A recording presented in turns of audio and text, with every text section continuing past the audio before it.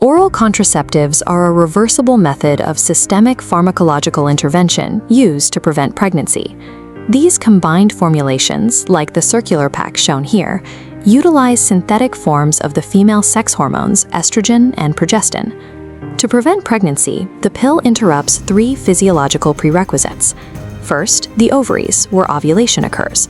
Second, fertilization, taking place in the fallopian tubes when ovum meets sperm. Finally, implantation, where a fertilized egg attaches to a receptive uterine wall. Shutting down this highly robust reproductive cycle requires synthetic hormones to reliably intercept the body's internal signaling systems. This analysis will cover the two primary pill formulations, combined oral contraceptives using both estrogen and progestin-only pills. The pill functions as a multi-tiered blockade designed to systematically dismantle the three physiological prerequisites.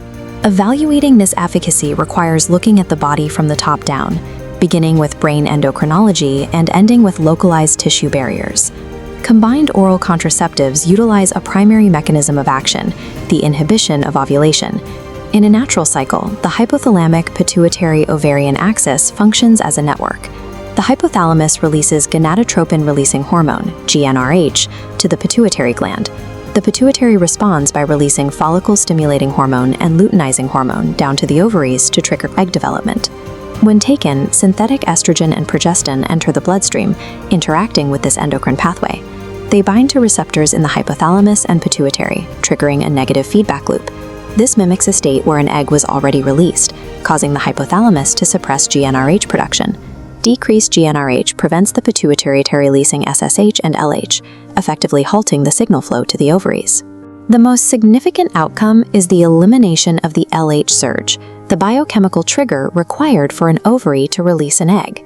By neutralizing the LH surge, the systemic override removes the first prerequisite for pregnancy, making fertilization impossible. If the primary endocrine blockade fails to stop ovulation, the system utilizes secondary redundancies. The progestin component initiates localized physical and chemical barriers. As shown in this microscopic simulation, the cervical fluid becomes viscous, halting particle movement. This increases the viscosity of cervical mucus, creating a physical barrier that prevents sperm from entering the uterus to reach an egg. The second localized barrier involves structural alterations to the endometrial lining of the uterus. The hormonal environment induces endometrial atrophy. This cross-section shows the lining thinning and losing its internal vascular density. A thinned uterus is unreceptive to a fertilized egg, neutralizing the third prerequisite for pregnancy, implantation. Hormonal changes also affect fallopian tubal motility. By disrupting the timed muscular and ciliary transport within the tubes, the pill further prevents the meeting of sperm and ovum. This multi-tiered redundancy ensures that overlapping mechanical and chemical traps remain active, even in the event of an aberrant ovulation. These mechanisms differ between combined oral contraceptives and progestin-only pills. This matrix shows a mechanistic divergence. Combined pills provide a secure blockade of ovulation, while progestin-only formulations perform inconsistently at the systemic level.